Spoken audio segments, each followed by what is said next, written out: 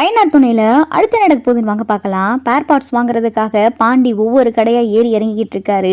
கடைசியில் பேர் பார்ட்ஸ் பார்த்தா எந்த கடையில் இல்லை. எல்லா கடையிலையும் நாளைக்கு தான் வரும்னு சொல்லி வச்ச மாதிரியே சொல்கிறாங்க. பாண்டி பார்த்தா ரொம்ப டென்ஷன் ஆகிறாரு. மணியும் பார்த்தா ரொம்ப நேரம் ஆயிடுது. இவளை போய் வேற வீட்டில் விடணுமேன்னு சொல்லிட்டு பாண்டி ரொம்ப டென்ஷனாக இருக்கையில் அப்போதான் வானதி, பாண்டி என்னாச்சு, ஏன் ஒரு மாதிரியா இருக்கு அப்படின்னு சொல்லி வானதி கேட்கவும், எல்லாம் ஒன்னால தான் வந்துச்சு, உன்னை மட்டும் விட்டுட்டு வந்திருந்தேன்னா இன்னைக்கு பேர் பார்ட்ஸ் வாங்க போகிற கடையில் எல்லாத்துலேயுமே நாளைக்கு தான் பேர் பார்ட்ஸ் வரும்.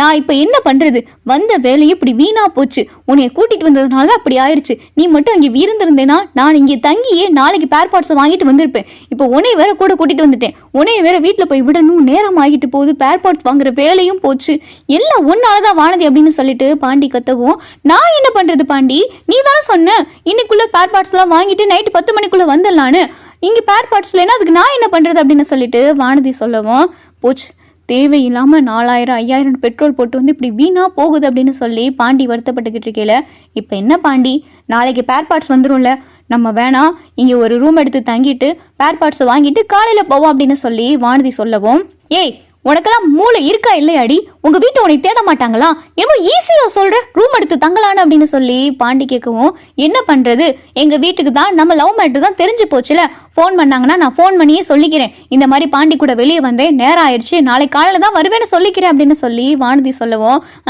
சொல்லு, சும்மா விடுவாங்க, உங்க வீட்டுல இருந்து நேரா போலீஸ் ஸ்டேஷன் போவாங்க, அங்கே போய் என் மேல கம்ப்ளைண்ட் பண்ணுவாங்க, கம்ப்ளைண்ட் பண்ணி மொத்தமா என் குடும்பத்துல இருக்கிற ஆட்கள் எல்லாம் தூக்கி ஜெயில உட்கார வைப்பாங்க, இதானடி நடக்கும் அப்படின்னு சொல்லி பாண்டி சொல்லவும், ஐயோ அப்பெல்லாம் பண்ண மாட்டாங்க பாண்டி, நான் பேசிக்கிறேன், நீ வா வருத்தப்படாத அப்படின்னு சொல்லிட்டு வானதி சமாதானப்படுத்தவும், லூசு மாதிரி பேசிக்கிட்டு இருக்காத வானதி, இங்க என்ன பிரச்சனை ஓடிக்கிட்டு இருக்கு, எல்லாம் ஒன்னால வந்துச்சு, உன்னைய மட்டும் கூட்டிட்டு வராம இருந்திருந்தேன்னா இம்புட்டு பிரச்சனை வந்திருக்காது அப்படின்னு சொல்லிட்டு பாண்டி சொல்லவும், சும்மா இதையே சொல்லாத பாண்டி, வா நம்ம ஏதாவது ஒரு ஹோட்டலுக்கு போயிட்டு சாப்பிட்டுட்டு ரூம் எடுத்து நைட்டு தூங்கி எந்திரிச்சிட்டு காலையில பேர் பார்ட்ஸை வாங்கிட்டு காலை சீக்கிரமா கொண்டு போய் நீ வீட்டுல விட்டுரு, அவ்வளவுதான், நான் எங்க வீட்டுல பேசிக்கிறேன் அப்படின்னு சொல்லி வானதி சொல்லவும், அது எப்படி கொஞ்சம் கூட எதுவுமே பெரிய பிரச்சனையை எடுத்துக்கிறாம அசால்ட்டா ஈஸியா பேசிக்கிட்டு இருக்க அப்படின்னு சொல்லி பாண்டி கேட்கவும், வேற என்ன பண்றது, உன் கூட வந்துட்டேன், இப்ப நீ நானும் லவ் பண்றது எங்க வீட்டுக்கு என்ன தெரியாதா என்ன, அது தெரிஞ்சு பெரிய பிரச்சனையாயி போலீஸ் கேஸ் வரை போச்சுதானே,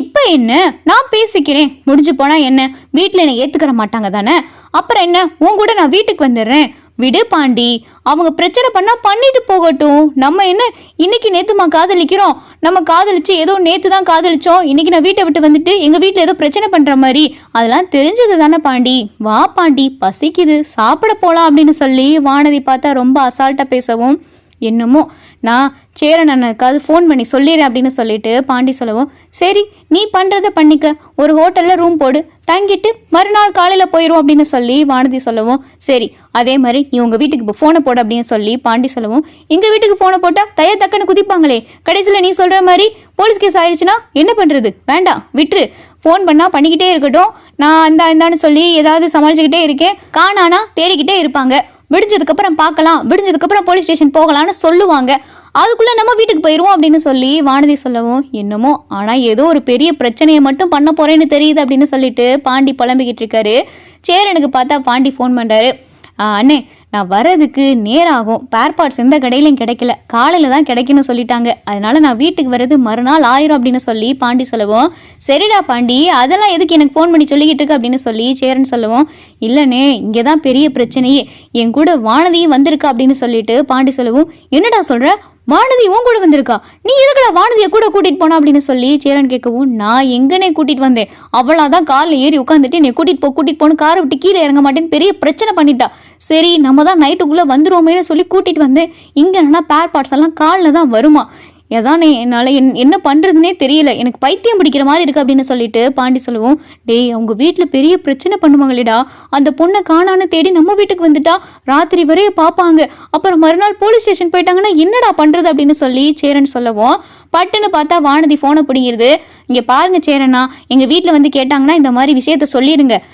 ஏதாவது பிரச்சனை பண்ணாங்கன்னா ஏதாவது பேசி சமாளிச்சிருங்க, காலையிலக்குள்ளே நாங்கள் வந்துடுவோம் அப்படின்னு சொல்லிட்டு வானதி பார்த்தா ஃபோனை வச்சிருது, ஏய் லூசாடி பேசிக்கிட்டு இருக்கல, நீ பாட்டுக்கு படக்குன்னு ஃபோனை பிடிங்கிட்டு இருக்கு அப்படின்னு சொல்லி பாண்டி கத்தவும், விடு பாண்டி என்ன பிரச்சனை வந்தாலும் பார்த்துக்கலாம், நம்ம என்ன இப்போ கல்யாணம் பண்ணிட்டா வீட்டு வாசல்ல போய் நிற்க போகிறோம், ஏதோ வெளியில வந்தோம் நேரம் ஆயிடுச்சு, மறுநாள் காலையில அவ்வளவுதானே, ஏதோ இதுக்கு போய் பெரிய பிரச்சனையா பேசிக்கிட்டு இருக்க, வா பாண்டி அப்படின்னு சொல்லிட்டு வானதி ரொம்ப அசால்ட்டா பேசவும் வானதியும் பாண்டியும் போயிட்டு ஒரு லாட்ஜுக்கு போறாங்க.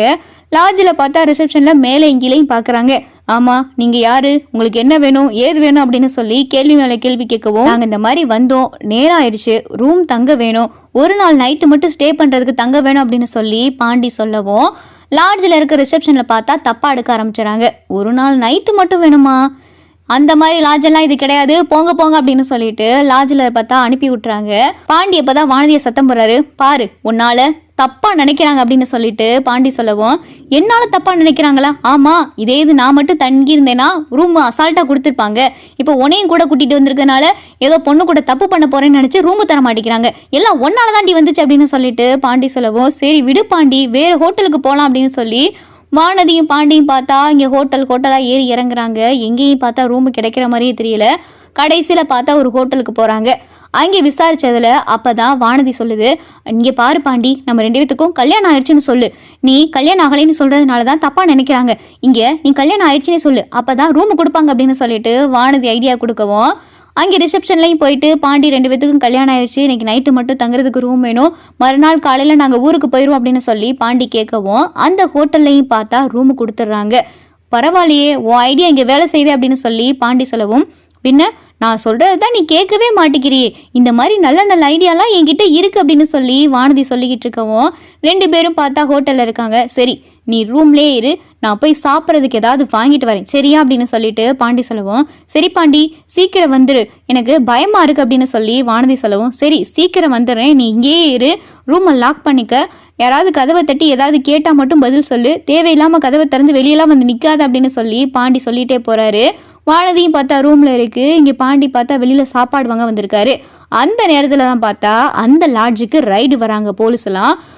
எல்லாம் ரைடு வரவும் அந்த ஹோட்டல்ல தப்பான வேலை செய்யறவங்களாம் பார்த்தா தலை தெறிக்க ஓடிக்கிட்டு இருக்காங்க. அப்பதான் வானதி தங்கி இருக்கிற ரூமை போலீஸ் கதவை தட்டுறாங்க. யோ, இந்த ரூம்ல யாரையா இருக்கா, வெளியே வர சொல்லு அப்படின்னு சொல்லி போலீஸ் சொல்லவும் டப்புன்னு போட்டு கதவை தட்டவும் வானதி பார்த்தா கதவையே திறக்க மாட்டேங்குது. யாருன்னு கேட்டுட்டு உள்ளே நிற்கவும் கதவை தரமா அப்படின்னு சொல்லிட்டு வெளியில இருந்து கத்தவும் வானதி பார்த்தா கதவை திறக்குது. என்னம்மா, எவ்வளோ நேரம் இங்கே வெயிட் பண்ணிக்கிட்டு இருக்க, யாருக்காக காத்திருக்கு அப்படின்னு சொல்லி போலீஸ் கேட்கவும், நான் என் பாண்டிக்காக காத்திருக்கேன் அப்படின்னு சொல்லிட்டு வானதி சொல்லுவோம். பாண்டியா, என்ன எவ்வளோ பேரம் பேசியிருக்கியான், ஒரு நாள் ராத்திரிக்கு எம்பிட்டு, வாமா வெளியே வா வா வா அப்படின்னு சொல்லி போலீஸ் பார்த்தா இங்கே கையை பிடிச்சி இழுத்துட்டு வந்துடுறாங்க. ஐயோ சார் விடுங்க, நான் அந்த மாதிரி பொண்ணெல்லாம் கிடையாது, நான் தப்பான பொண்ணெல்லாம் கிடையாது சார், கையை விடுங்க அப்படின்னு சொல்லிட்டு இங்கே வானதி பார்த்தா கத்தவும், வாமா தப்பான வேலை பார்த்தது மட்டும் இல்லாம ராத்திரி நேரத்துல ஒரு பொம்பளை பிள்ளைக்கு லாட்ஜில் என்ன வேலை, ஏத்துங்க வண்டியில் ஏத்துங்க அப்படின்னு சொல்லி இங்கே போலீஸ் பார்த்தா வானதியை ஜீப்ல ஏத்திக்கிட்டு இருக்காங்க. அந்த நேரம் பார்த்தா பாண்டி வராரு. ஐயோ வானதி அப்படின்னு சொல்லிட்டு இங்க தலை தெறிக்க பார்த்தா பாண்டி அதிர்ச்சியோட ஓடியாராரு. வானதி அப்படின்னு சொல்லி பாண்டி கத்தவும் வானதி பார்த்தா ஒரு பக்கம் பாண்டின்னு கத்தவும் 2 பேரும் பார்த்தா மாத்தி கத்திக்கிட்டு இருக்காங்க. அப்பதான் ஹோட்டல்ல பாண்டி விசாரிக்கிறாரு. சார் எதுக்காக சார் இந்த பொண்ணை கூட்டிட்டு போறாங்க அப்படின்னு சொல்லி பாண்டி கேட்கவும், தப்பான லாட்ஜியா அது, தப்பான லாட்ஜில் வந்து ஒரு பொம்பளை பிள்ளை தனியா இருந்தா எதுக்காக கூட்டிட்டு போவாங்க, விபச்சார கேஸ்ல தான் கூட்டிட்டு போறாங்க அப்படின்னு சொல்லிட்டு அங்க இருக்கிறவங்க சொல்லவும் பாண்டிக்கு பயங்கரமா அதிர்ச்சி ஆகுது. ஐயோ போச்சு, என்ன ஆக போதோ தெரியலையே அப்படின்னு சொல்லிட்டு பாண்டி பயங்கரமான பதட்டத்துல இருக்காரு.